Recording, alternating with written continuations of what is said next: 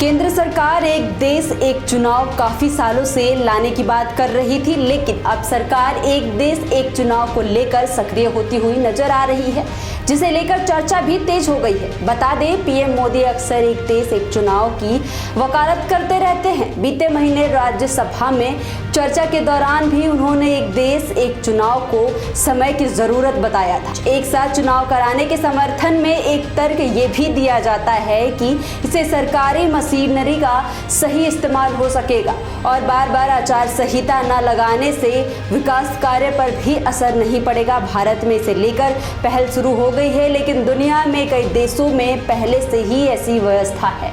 हालांकि दुनिया में कई ऐसे देश हैं जहां पर सारे चुनाव एक साथ ही कराए जाते हैं। साउथ अफ्रीका में संसद, प्रांतीय विधानसभा और नगर पालिकाओं के चुनाव एक साथ होते हैं। यहाँ हर 5 साल में चुनाव कराए जाते हैं। स्वीडन में भी एक साथ ही चुनाव होते हैं। यहाँ हर 4 साल में आम चुनाव के साथ साथ काउंटिंग और म्युनिसिपल काउंसिल के चुनाव होते हैं।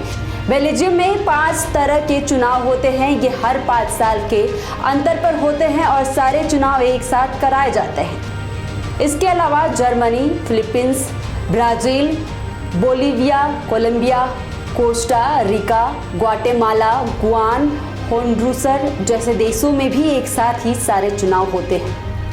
आज भले ही देश में लोकसभा और सभी विधानसभाओं के चुनाव एक साथ नहीं होते हो, लेकिन एक समय ऐसा होता था। आज़ादी के बाद देश में पहली बार 1951 से 52 में लोकसभा चुनाव हुआ। उस समय लोकसभा के साथ साथ सभी राज्यों के विधानसभा चुनाव भी कराए गए। इसके बाद 1997, 1962 और 1967 में भी लोकसभा और विधानसभाओं के चुनाव एक साथ ही करवाए गए।